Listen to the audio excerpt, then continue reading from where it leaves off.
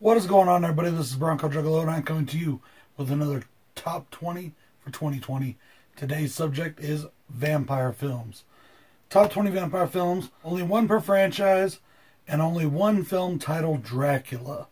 Now, you can have Dracula Dead and Loving, you can have Dracula 2000, you can have The Blood of Dracula, you can have all that kind of shit. But if it's just Dracula, like Bram Stoker's Dracula, or Dracula, or Dracula, or Dracula, or Dario Argento's Dracula, you can only have one. So I haven't had my list right here. I had to write it down. Can't remember it all. I'm going to have to go off the list this time. I'm going to do this kind of quick because I got a lot of other things to do today. So, coming in at number 20, we have The Monster Squad. Recent watch from me and the fam. It's going to receive many more watches in the near future. Coming in at 18, we got the good old-fashioned Blackula. Blaxploitation vampire film. Gotta love it. Coming in at number 17, we have Salem's Lot, the 3-hour edition. Yeah, that was fun watching that for a while. That was a good time. Coming in at number 16 is a Wes Craven film that I absolutely love that's completely underrated, and that is Eddie Murphy's Vampire in Brooklyn. Love that movie. Coming in at number 15 is the American version of Let the Right One In. It is Let Me In. Now, I started watching Let the Right One In today. I've never seen it before. And I do really enjoy it, but I think I like the American one just a little bit more. Coming in at number 14 is a Wild Eye film, Apostle of Dracula. This film I really enjoyed it. It really kind of blew me away. Low budget, new telling on the story of Dracula. Did a really good job. I really did enjoy it. I almost wish this was vampire TV shows, because I would love to get Hellsing and things like that on this list. But it is movies, and there isn't a Hellsing movie that I know of, so it's not on the list.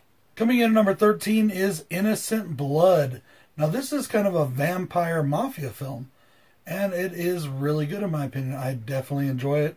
I think the girl that plays the main vampire is really cute, and I've always liked this movie. I used to have a copy of it, but I can't find it anywhere. Coming in at number 12 is Blood, the Last Vampire. Now, there are two films called Blood, the Last Vampire. I'm going with the animated film. Awesome fucking movie. There's also a television series, awesome series, and a live-action film, also an awesome film.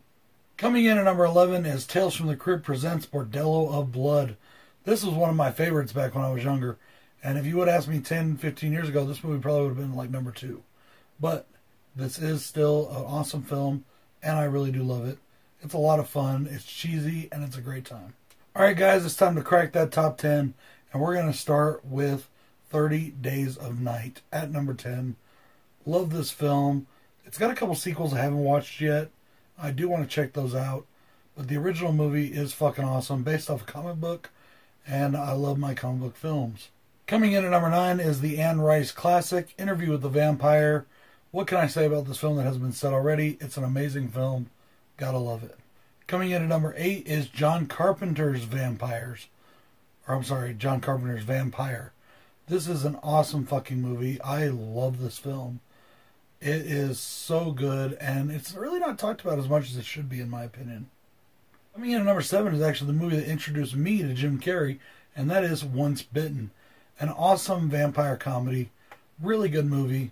Jim Carrey was not the Jim Carrey that we knew him to be yet, but he was still incredibly funny, and I really did like him as a leading man already in this movie. Coming in at number 6 is my one and only Dracula title, Bram Stoker's Dracula. Now, I went back and forth between this one and the Universal movie with Bela Lugosi, but if I'm being honest with myself, Bram Stoker's Dracula wins out. Number 5 is Dracula 2000. Yes, I can hear you guys now, but Dracula 2000 is an awesome film. I've always loved it. I'm a huge Wes Craven fan. That's why there's 2 Wes Craven films on this list. But I absolutely love Dracula 2000. I think it's a great film. I love the change in the mythology.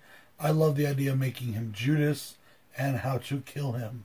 Plus, I also love that it's inspired by a kick-ass metal soundtrack.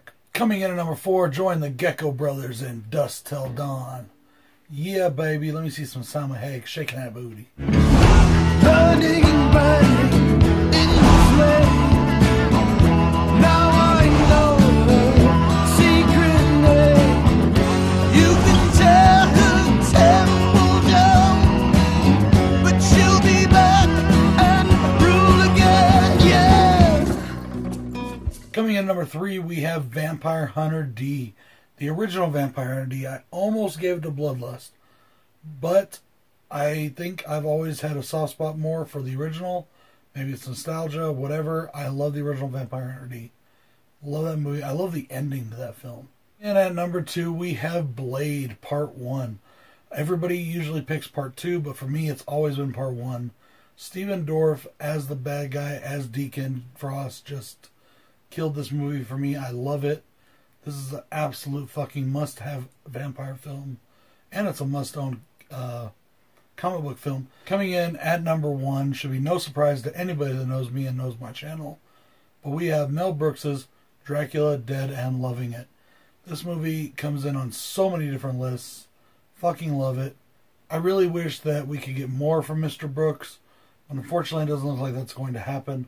However, I know that I have this great library of titles to go back and watch, and that includes my number 1 vampire film of all time, Dracula Dead and Loving It. This is BroncoJuggalo's saying, check out my Super Slash Brothers list. They created this sumbitch. I'm going to get this edited. I'm tired. I'm going to watch some Peaky Blinders. I'm going to go bed. Peace. I'm the wrong one. Beating on my 100-round drum. Bullet in the head and these people go dumb. Seen a lot of fuckboy shit where I'm from. Backpack on and my Uzi weighs a ton. Sick of talking, time to pull it out and let it bang. Never been a punk, I put this shit on everything. Let them go, squeeze the trigger, leave them cryptical. They don't even know they're fucking with the criminal.